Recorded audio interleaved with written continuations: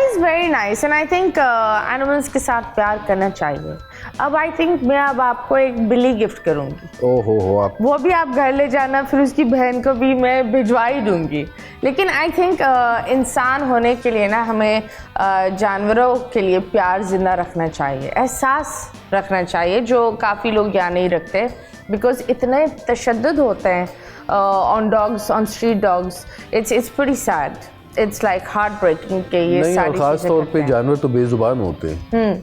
ये वाली मोहब्बत की तो आपने दास्तान बता दी, लेकिन आप बताएं how did you meet your wife? प्यार कहाँ हुआ, कैसे हुआ? क्योंकि वो भी एक स्टोरी है, मैंने सुना है। लंबी लंबी कहानियां है मेरी लंबी जिंदगी लंबी में। कहानी है, वो लंबी लंबी कहानी को वन लाइन मेरी गर्लफ्रेंड थी दिल्ली में, राजस्थानी लड़की, बड़ी प्यारी प्रिंसेस थी, और ज़िंदगी अच्छी थी। मैं बम्बई में रहता था, वो दिल्ली में रहती थी। भाई ज़्यादा परेशान नहीं होता था, महीने में एक आध बार चला जाता था, मिल लेता था।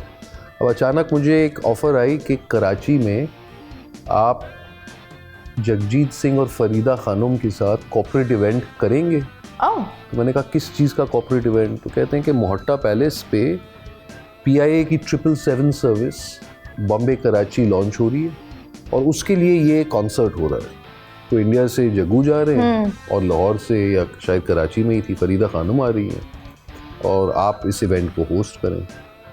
तो वीज़ा लेने के लिए मुझे दिल्ली जाना पड़ा क्योंकि पाकिस्तानी एम्बेसी दिल्ली में है। तो मैं अपनी गर्लफ्रेंड के पास गया, वहाँ 2 रात रुका, वीज़ा लिया और फिर शराफत से जहाज़ पे चढ़ के मैं कराची आ गया शो करने। अब देखें मर्द की जो फिकलनेस, जो हमारा नेचर है, इरादे मेरे बिल्कुल नेक थे, बुलंद थे। मैं आया काम पे, लेकिन वो कहते हैं जब इश्क होना है तो हो जाता है। शो के बाद मैं अमीन गुलजी, एक यहाँ के बड़े मशहूर आर्टिस्ट हैं, उनके घर गया उनका आर्ट कलेक्शन देखने, क्योंकि मुझे आर्ट से बड़ा प्यार है, मोहब्बत है, मैं भी कलेक्टर हूँ। वहाँ पे जिन गेस्ट से मिलने वाला था वो थे नहीं। अगले दिन मैंने उनको कॉल किया टू अपोलोजाइज़ कि मैं लेट पहुंचा, तो उन्होंने कहा नहीं जी आप कॉफ़ी पीने आ जाए। अगले दिन मैं वापस जा रहा था, तो जब कॉफ़ी पीने पहुंचा और इन खातून से मुलाकात हुई तो कुछ 1-1.5 घंटे के बाद मुझे पता चल गया था कि ये मेरी बच्चों की माँ बनने वाली है। ओह वाह, इतनी जल्दी? व्हाट अबाउट दैट दिल्ली वाला प्यार? वही मैं कह रहा हूँ, दिल्ली वाला प्यार शायद सच्चा नहीं हुआ चला गया होगा। इतनी जल्दी? तो वो एक जहन से यहाँ निकल गया, दिल्ली का प्यार दिल्ली में रह गया लाजपत नगर में, और अब ये कराची वाला प्यार चढ़ गया सर पे। Okay.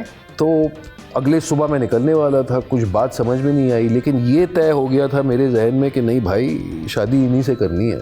And how did you propose? उनको अब मैं पता वापस था? नहीं, उनको क्या पता था, उनको कैसे नहीं पता? मैं तो वापस बॉम्बे चला गया सुबह, तो वो जिम चली गई। अब मैं बॉम्बे से पूना चला गया एक फिल्म करने, और उन दिनों इंडिया और पाकिस्तान की एक क्रिकेट सीरीज ग्रीन लिट हुई, जिसकी वजह से दोनों मुल्कों के बीच SMS शुरू हुए, व्हाट्सएप के ज़माने से पहले। तो सडनली SMS के ज़रिए हमारी लव स्टोरी शुरू हो गई, क्योंकि अब मैसेजेस आने लगे। ओके। तो फिर 1-2 हफ्तों की फ्लर्टिंग के बाद, फ्लर्टेशन के बाद पता चलता है कि उनकी ऑलरेडी ट्रिप प्लान थी। वो लोग भाई बहन बॉम्बे आकर गोवा जाने वाले थे।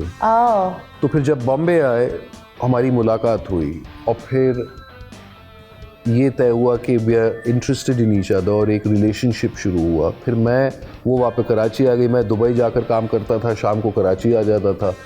तो I think after the 3rd visit I proposed, which must have been 2 महीनों के अंदर। Wow, that was a very quick. लेकिन आई थिंक पुराने ज़माने में ना लाइक लोग बड़ा आराम से चीज़ों को सिंपल रखते थे। आजकल के ज़माने में लोग बड़े कॉम्प्लिकेटेड हो जाते हैं।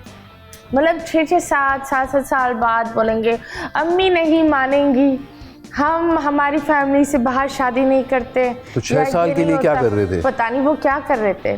कभी कभी तो ये होता है कि लोग 10-10, 15-15 साल की शादियाँ होती हैं, 6-6 बच्चे होते हैं, फिर बोलते हैं प्यार ही नहीं हुआ। तो पता नहीं वो क्या हो रहा होता है, लेकिन वो प्यार नहीं होता। So it's pretty sad, it's awkward.